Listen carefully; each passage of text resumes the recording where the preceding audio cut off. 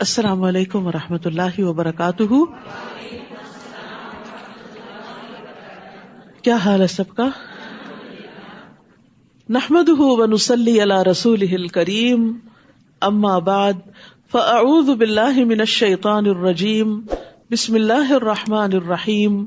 رب اشرح لی صدری ویسر لی امری واحلل عقدۃ من لسانی یفقہوا قولی.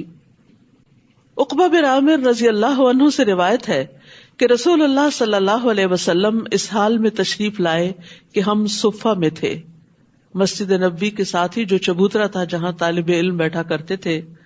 آپ نے فرمایا، کیا تم میں سے کوئی یہ پسند کرتا ہے کہ وہ روزانہ صبح بطحان یا عقیق کی وادی کی طرف جائے اور وہاں سے بغیر کسی گناہ اور بغیر کسی قطع رحمی کے 2 بڑے بڑے کوہان والی اونٹنیاں لے آئے؟ ہم نے عرض کیا، اللہ کے رسول، ہم سب اس کو پسند کرتے ہیں. تو آپ نے فرمایا، کیا تم میں سے کوئی صبح مسجد کی طرف نہیں جاتا کہ وہ اللہ عز و جل کی کتاب کی 2 آیتیں خود سیکھے یا ان کی قرات کرے؟ یہ اس کے لیے 2 اونٹنیوں سے بہتر ہے، اور 3 سے بہتر ہے، اور 4 سے بہتر ہے.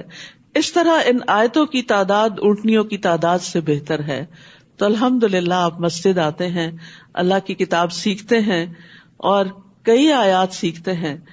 چونکہ یہ سب کچھ غیب کے پردے میں ہے، ہم نہیں جانتے، لیکن ہمارا ایمان ہے کہ ہم جب یہاں سے اٹھتے ہیں تو انشاءاللہ بہت سی دولت سمیٹ کے واپس جاتے ہیں، خالی ہاتھ نہیں جاتے. تو اللہ سبحانہ وتعالیٰ سے دعا ہے کہ وہ ہماری ایک آیت سیکھنے پر یہ اجر ہمارے لیے لکھ دے. تیسرا پارہ. اعوذ باللہ من الشیطان الرجیم. بسم اللہ الرحمن الرحیم. تلک الرسل فضلنا بعضهم على بعض منهم من کلم اللہ ورفع بعضهم درجات وآتينا عيسى ابن مريم البينات وأيدناه بروح القدس ولو شاء الله ما اقتتل الذين من بعدهم من بعد ما جاءتهم البينات ولكن اختلفوا فمنهم من آمن ومنهم من كفر ولو شاء الله ما اقتتلوا ولكن الله يفعل ما يريد. شروع کرتی ہوں اللہ کے نام سے جو بے انتہا مہربان نہایت رحم فرمانے والا ہے. یہ رسول جن میں سے ہم نے بعض کو بعض پر فضیلت عطا کی ہے، ان میں سے بعض وہ ہیں جن سے اللہ نے کلام کیا، اور بعض کو درجات میں بلندی عطا کی، اور ہم نے عیسیٰ ابن مریم کو واضح نشانیاں عطا کی، اور روح القدس کے ساتھ اس کی تائید کی. اور اگر اللہ چاہتا تو وہ لوگ جو ان کے بعد آئے واضح نشانیاں آ جانے کے بعد باہم نہ لڑتے، لیکن انہوں نے اختلاف کیا. پھر ان میں سے کوئی تو ایمان لے آیا اور کچھ نے ان میں سے کفر کیا. اور اگر اللہ چاہتا تو وہ باہم نہ لڑتے، لیکن اللہ جو چاہتا ہے وہ کرتا ہے. اللہ سبحانہ وتعالیٰ نے بندوں کی ہدایت کے لیے ہر دور میں انبیاء اور رسول بھیجے. انبیاء کی تعداد 1,24,000، 1,14,000، 1,04,000 تک بتائی جاتی. بہرحال 1,00,000 سے زیادہ انبیاء دنیا میں آئے. ان میں سے 314 رسول تھے، اور ان رسولوں میں سے 5 اولو العزم رسول تھے جن کو اللہ سبحانہ وتعالیٰ نے باقی رسولوں پر فضیلت بخشی. تو یہاں اللہ سبحانہ وتعالیٰ فرماتے ہیں کہ یہ رسول جن میں سے بعض کو ہم نے بعض پر فضیلت عطا کی ہے، تو وہ فضیلت مختلف وجوہات کی بنا پر ہے. ہم دیکھتے ہیں کہ کائنات کے اندر مختلف چیزوں کو مختلف چیزوں پر فضیلت حاصل ہے. عام انسانوں میں سے بھی بعض کو بعض پر فضیلت حاصل ہے, اور یہ فرق جو اللہ سبحانہ تعالیٰ نے رکھا اس کے پیچھے کئی حکمت کار فرما ہے. لہٰذا ہمیں ہر وقت کمپیریزن نہیں کرنا چاہیے. اگر ہم سے کوئی زیادہ فضیلت رکھتا ہے تو اس کی فضیلت کو ایکسپٹ کر لینا چاہیے, اس سے حسد نہیں کرنا چاہیے. اور اگر اللہ نے ہمیں کوئی نعمت عطا کی ہے تو اس پر اس کا شکر ادا کرنا چاہیے. تو یہ فضیلت تو اللہ نے پیغمبروں کے درمیان بھی رکھی. فرمایا ان میں سے بعض وہ ہیں جن سے اللہ نے کلام کیا. اللہ سبحانہ وتعالیٰ نے خود ان سے direct one on one base پر بات چیت کی, جیسے موسیٰ علیہ السلام, جیسے محمد الرسول اللہ صلی اللہ علیہ وسلم سے معراج کے موقع پر اللہ تعالیٰ نے کلام فرمایا, اور بعض کو دیگر طریقوں سے درجات میں بلندی عطا کی. اور ہم نے عیسیٰ ابن مریم کو واضح نشانیاں عطا کی, جیسے وہ مردوں کو زندہ کر دیا کرتے تھے اور کوڑی اور برس والے کو اچھا تندرست کر دیا کرتے تھے بإذن اللہ. پرندے کی شکل بنا کر اس میں پھونک مارتے تو وہ اڑنے لگتا تھا. ان کو جو معجزات عطا کیے وہ دیگر پیغمبروں کو عطا نہیں کیے. اور روح القدس یعنی جبریل علیہ السلام کے ساتھ ان کی تائید کی. اور اگر اللہ چاہتا تو وہ لوگ جو ان کے بعد آئے, یعنی پیغمبروں کے بعد جو نیکسٹ جنریشنز آئیں, واضح نشانیاں آ جانے کے بعد باہم نہ لڑتے.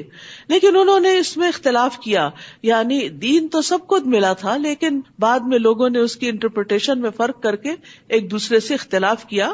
تو ان میں سے کوئی تو ایمان لایا اور کچھ نے ان میں سے کفر کیا. اور اگر اللہ چاہتا تو وہ باہم نہ لڑتے, یعنی بعض اوقات اختلاف اس حد تک آگے بڑھا کہ ایک دوسرے کو مارنے بھی لگے. لیکن اللہ جو چاہتا ہے کرتا ہے کہ لوگوں کو رخصت دیتا ہے کہ وہ اپنی آزادی کو استعمال کرے. تو بعض لوگ اس آزادی کو اچھی طرح استعمال کرتے ہیں اور بعض لوگ اس آزادی کو غلط طریقے سے استعمال کر کے اللہ کی پسند کے خلاف کام کرتے ہیں. پھر اس کے بعد ایمان والوں سے خطاب ہے, یا ایھا الذین آمنوا انفقوا مما رزقناکم من قبل ان یأتی یوم لا بیع فیہ ولا خلۃ ولا شفاعہ والکافرون هم الظالمون.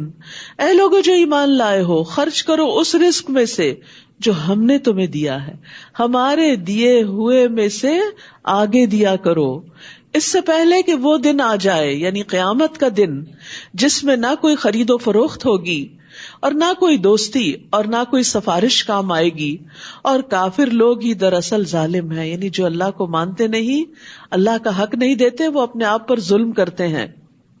یہ نہیں فرمایا کہ ظالم جو ہوتے ہیں وہ کافر ہوتے ہیں, بلکہ فرمایا جو کفر کرتے ہیں وہ ظلم کرتے ہیں.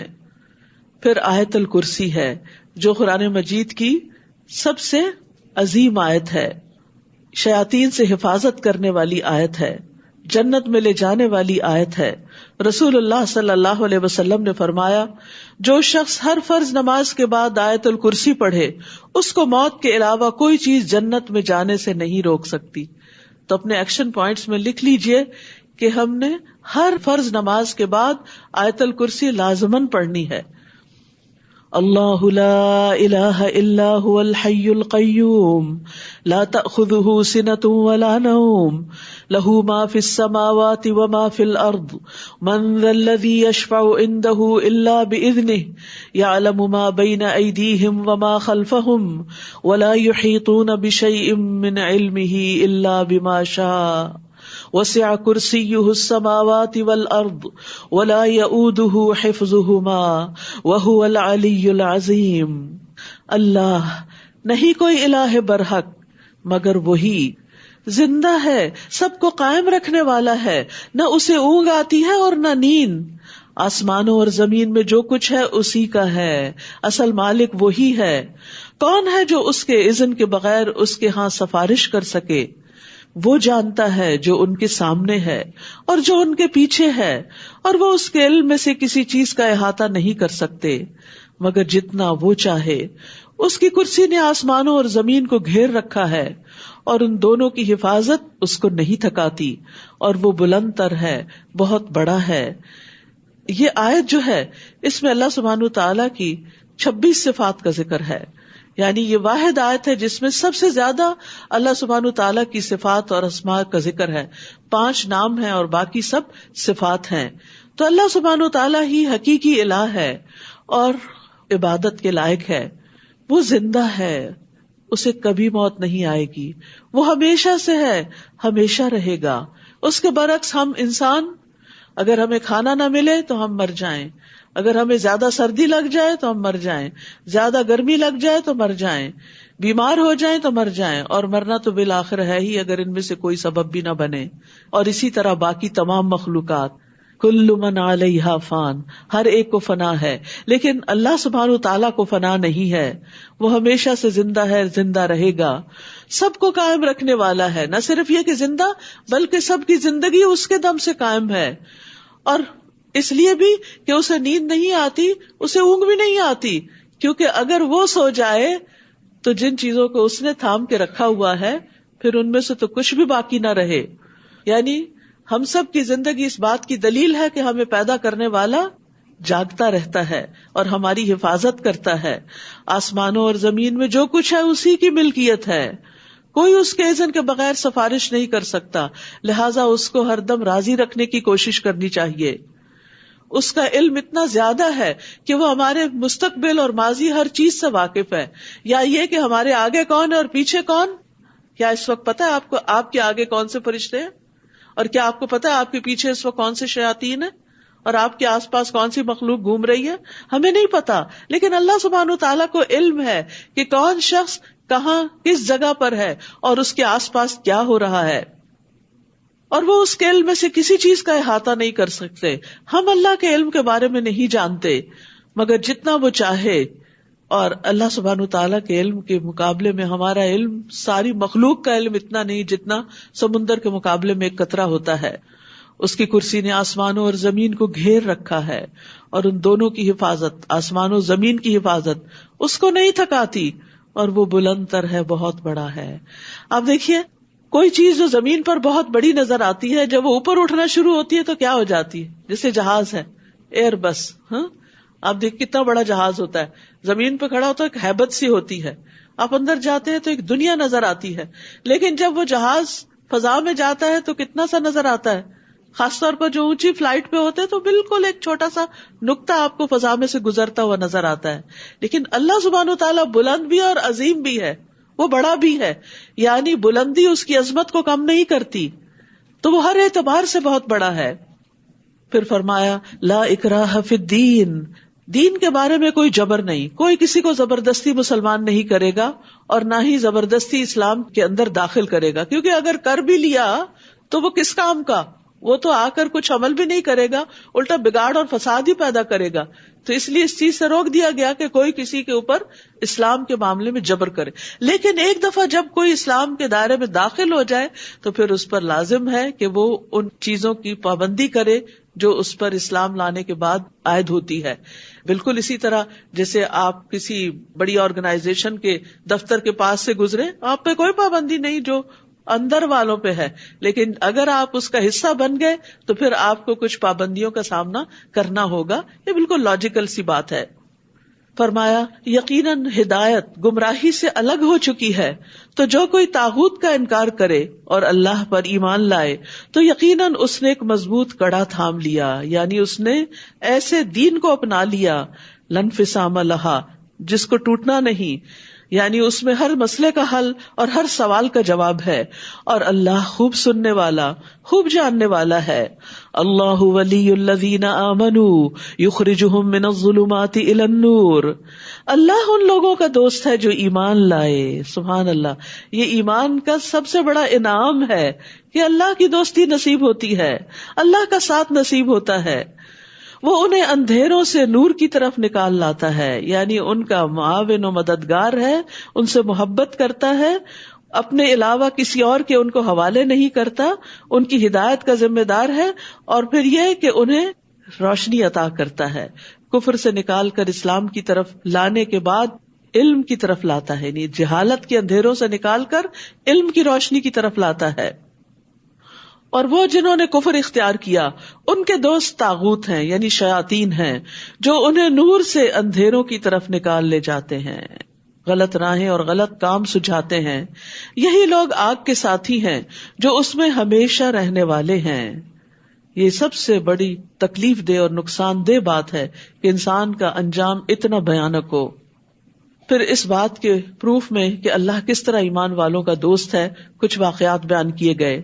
الم تر الی الذی حاج ابراہیم فی ربہ ان آتاہ اللہ الملک، کیا آپ نے اس شخص کی طرف نہیں دیکھا جس نے ابراہیم علیہ السلام سے اس کے رب کے بارے میں جھگڑا کیا اس بنا پر کہ اللہ نے اسے بادشاہت عطا کر رکھی تھی.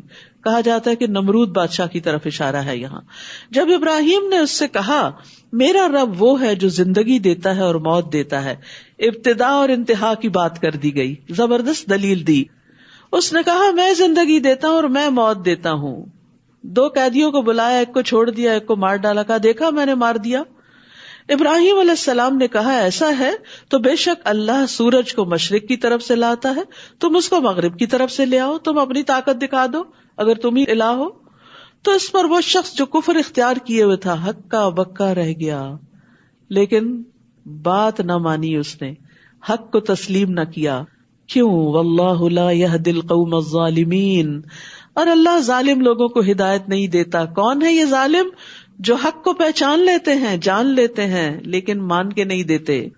او کالذی مر علی قریۃ وہی خاویۃ علی عروشها، یا اسی طرح اس شخص کی طرف نہیں دیکھا جو ایک بستی پر سے گزرا جو اپنی چھتوں پر گری پڑی تھی، یعنی تباہ حال بستی تھی، اس کے پاس سے گزر رہا تھا. کہنے لگا اللہ اس بستی کو اس کی بربادی کے بعد کس طرح زندہ کرے گا، یہ سارا شہر دوبارہ کیسے اٹھے گا، یعنی موت کے بعد دوبارہ کی زندگی کیسے ہوگی، دنیا کے بعد آخرت کیسے ہوگی. اس کے دل میں کچھ شکوک و شبہات نے جنم لیا. تو اللہ نے اسے بھی 100 سال تک مارے رکھا، پھر اسے زندہ اٹھا کھڑا کیا اور پوچھا تم کتنا عرصہ یہاں ٹھہرے؟ اس نے کہا 1 دن یا اس کا کچھ حصہ ٹھہرا ہوگا. فرمایا نہیں، بلکہ تم تو 100 سال ٹھہرے ہو. تو تم اپنے کھانے اور پینے کی طرف دیکھو جو ابھی تک باسی نہیں ہوا، اور اپنے گدھے کی طرف بھی دیکھو.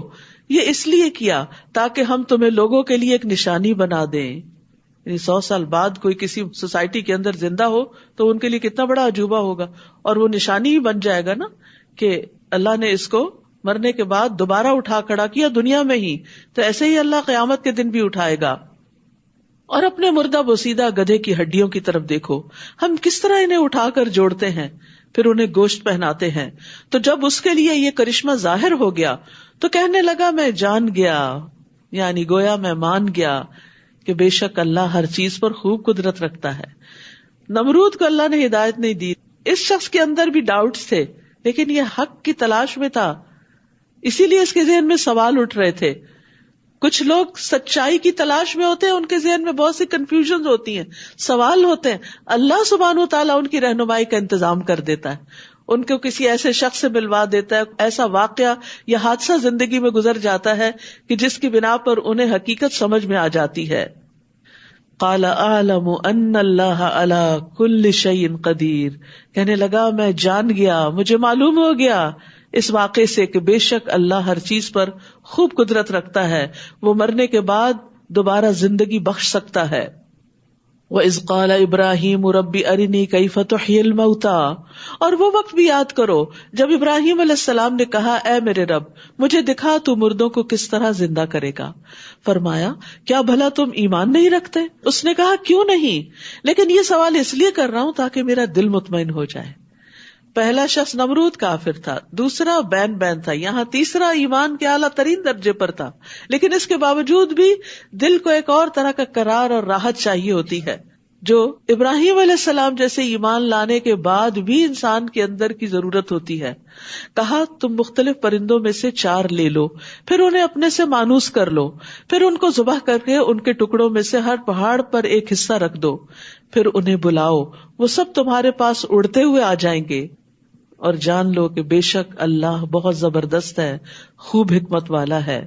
تو یقین کے 3 درجات ہوتے ہیں، علم یقین، عین یقین، حق الیقین، اور یہ سب قرآن کی سورۃ التکاثر میں موجود ہیں. یقین جو ہے یہ پورا ایمان ہے اور ایمان کا اعلیٰ ترین درجہ ہے، اسی لیے وَبِالْآخِرَةِ هُمْ يُوقِنُونَ، آخرت پر وہ یقین رکھتے ہیں. ابراہیم علیہ السلام نے مردوں کو زندہ کرنے کے بارے میں شک نہیں کیا تھا، لیکن وہ اس بارے میں اپنی پوری تسلی چاہتے تھے، قرار چاہتے تھے. اس کے بعد اللہ سبحانہ وتعالیٰ کچھ احکامات دیتے ہیں اور ہمیں کچھ کرنے کے کام بتا رہے ہیں کہ ایمان لانے کے بعد کیا کرو. ایمان لانے کے بعد اگرچہ نماز، روزہ، حج، زکوٰۃ سب کچھ بہت اچھا ہے، لیکن صدقہ کرنا اعلیٰ ترین درجے کی نیکی. صدقہ کا لفظ صدق سے ہے، سچائی سے ہے. تو صدقہ انسان کی سچائی کی دلیل ہوتا ہے کہ وہ کسی بھی کاز کو، کسی بھی مشن کو کتنا درست سمجھتا ہے اور اس کے لیے کتنی قربانی کر سکتا ہے. اور قربانیاں کرنے میں سب سے پہلے انسان اپنے مال سے قربانی کرتا ہے، پھر بعض لوگ مال کے ساتھ اپنی جان بھی لگاتے ہیں، اور بعض اپنا سب کچھ ہی دے دیتے ہیں. ہر ایک کے اپنے اپنے درجے اور مقام ہیں. بہرحال یہاں پر ان لوگوں کی مثال دی گئی جو اللہ کے راستے میں، جو دین کے راستے میں اپنا مال خرچ کرتے ہیں. فرمایا مثل الذین ينفقون اموالهم فی سبیل اللہ، ان لوگوں کی مثال جو اپنا مال اللہ کے راستے میں خرچ کرتے ہیں. کمثل حبۃ، ایک دانے کی مثال کی طرح ہے. انبتت 7 سنابل، جس نے 7 بالیاں اگائیں، یعنی ایک بیج بویا گیا جس سے 7 شاخیں نکلی. ہر بالی میں 100 دانے ہیں، یعنی ہر شاخ کے اوپر جا کر ایک بھٹا لگا جس میں 100 دانے بنے. اور اللہ جس کے لیے چاہتا ہے اور بھی زیادہ بڑھا دیتا ہے، اور اللہ وسعت والا، خوب جاننے والا ہے. رسول اللہ صلی اللہ علیہ وسلم نے فرمایا، جس نے اللہ کی راہ میں خرچ کیا، اللہ کی راہ میں کوئی چیز دی، اس کے لیے اس کا 700 گنا لکھا جاتا ہے. ایک صدقہ ہوتا ہے جیسے کسی مسکین کو کھلانا، ایک صدقہ ہوتا ہے کسی فقیر پر خرچ کرنا، کسی کو کھانا دینا، کسی کو کپڑا دینا. یہ سب بھی صدقات میں شمار ہوتے ہیں اور بہت بڑے اجر کا باعث ہوتے ہیں. صدقہ انسان کے لیے پروٹیکشن کا باعث ہوتا ہے. ایک ہوتا ہے اللہ کے راستے میں، یعنی دین کی سربلندی کے لیے، دین کی بقا کے لیے، دین کو ڈیفینڈ کرنے کے لیے، دین کو پروموٹ کرنے کے لیے، دین کو آگے بڑھانے کے لیے، اللہ کا نام بلند کرنے کے لیے خرچ کرنا، تاکہ سب لوگ اللہ کے دین کی طرف آ جائیں. یہ صدقہ باقی تمام صدقات کے مقابلے میں ایسی ہی بلندی رکھتا ہے جیسے خود اللہ سبحانہ وتعالیٰ کو ہر چیز پر بلندی حاصل ہے. یہ صدقہ افضل ترین صدقہ ہے کہ جس میں انسان دین کی ترقی کے لیے خرچ کرتا ہے. اور دین کی ترقی کس سے ہوتی ہے؟ سب سے پہلا سٹیپ کیا ہوتا ہے؟ علم کا سیکھنا اور سکھانا. لہٰذا ایسے ادارے بنانا. اب مثال کے طور پر آپ سیکھنے کے لیے آ رہے ہیں، آپ آتے ہوئے کچھ مال خرچ کرتے ہیں، کچھ لوگ اپنا مال خرچ کر رہے ہیں، کچھ پر دوسرے لوگ خرچ کر رہے ہیں تاکہ لوگ دین سیکھنے کے لیے آ سکیں. کسی نے کرسیوں کا بندوبست کیا، کسی نے لائٹس کا انتظام کیا، کسی نے کارپیٹس کا انتظام کیا، کسی نے یہ بینچز رکھے، کسی نے کسی طرح اپنا ہاتھ بٹایا، حتیٰ کہ شو ریکس اور پھر پارکنگ لاٹ اور یہ تمام کے تمام انتظامات کس ایک مقصد کے لیے؟ کسی انسان کی پروموشن کے لیے نہیں ہے، کسی پروڈکٹ کی پروموشن کے لیے نہیں ہے. یہ اللہ کے دین کی بقا کے لیے، اس کو پھیلانے کے لیے، اپنے بچوں کی جنریشنز کے ایمان کی حفاظت کے لیے. کیونکہ ایمان کی حفاظت علم کے ساتھ ہوتی ہے. کیونکہ فَاعْلَمْ أَنَّهُ لَا إِلَهَ إِلَّا هُوَ، جان لو، علم حاصل کرو کہ اللہ کے سوا کوئی الہ نہیں. لہٰذا ایسی جگہوں پر خرچ کرنا، ایسے طالب علموں پر خرچ کرنا کہ جن کے ماں باپ ان کو نہیں پڑھا سکتے. اب بھی اس وقت الہدیٰ میں ایسے بچے ہیں کہ جن کے والدین ان کی فیس نہیں ادا کر سکتے کہ وہ حفظ کر سکیں یا وہ تعلیم حاصل کر سکیں. ایسے بچوں کو اسپانسر کرنا، یا پھر ایسی کتابیں چھاپنا یا ایسی کتابیں بانٹنا کہ جس سے لوگ سیکھ سکیں، یا جو لوگ تعلیم القرآن یعنی قرآن کو سیکھنے، سمجھنے، تفسیر پڑھنے، اس کو ڈیٹیل کے ساتھ جاننے، اس سب کا کام کر رہے ہیں، تو جو سکھا رہے ہیں ان پہ خرچ کرنا، جو سیکھ رہے ہیں ان پہ خرچ کرنا، جو بچے آنے کے لیے اپنی ٹرانسپورٹ کا انتظام نہیں کر سکتے ان پہ خرچ کرنا، یہ افضل ترین صدقات میں سے. کیوں اس کو 700 گنا کیوں کہا گیا؟ کیونکہ جب ایک بچہ پڑھتا ہے وہ آگے 100 کو پڑھاتا ہے. اگر 100 کو نہ بھی پڑھائے وہ اپنے بچوں کو پڑھاتا ہے، اس کے بچے اپنے بچوں کو، اس کے بچے اپنے بچوں کو. اور بعض اس میں سے بہت ہی اعلیٰ درجے کی تعلیم حاصل کر کے ہزاروں لاکھوں کی ہدایت کا سبب بنتے ہیں. تو جس نے ان پہ خرچ کیا وہ جہاں جہاں جو کچھ بھی کریں گے ان سب میں ان کا حصہ ہوگا. ہم دنیا سے چلے بھی جائیں گے تب بھی اس کاز کو جب تک سپورٹ ملتی رہے گی اس میں حصہ شامل رہے گا. لہذا ایسا صدقہ اللہ کے ہاں خاص پرورش پاتا ہے. اور جیسی چیز انسان خرچ کرتا ہے ویسی ہی قیامت کے دن 700 گنا ہو کر ملے گی. ابو مسعود رضی اللہ عنہ سے مروی ہے کہ ایک آدمی نے اللہ کے راستے میں ایک اونٹنی صدقہ کی جس کی ناک میں نکیل بھی پڑی ہوئی تھی، یعنی فی سبیل اللہ جہاد کے لیے دی اس نے. تو رسول اللہ صلی اللہ علیہ وسلم نے فرمایا قیامت کے دن یہ شخص 700 اونٹنیاں لے کر آئے گا جن کی ناک میں نکیل پڑی ہوگی، یعنی اس کو 700 اونٹنیاں دی جائیں گی. تو اس سے کیا پتہ چلتا ہے کہ اگر آپ ایک چیز بھی دیتے ہیں تو وہ اتنے گنا تو ملٹی پلائی ہوگی، اور اگر اس میں اخلاص اور زیادہ ہے تو کئی گنا اور بھی زیادہ بڑھ جائے گی.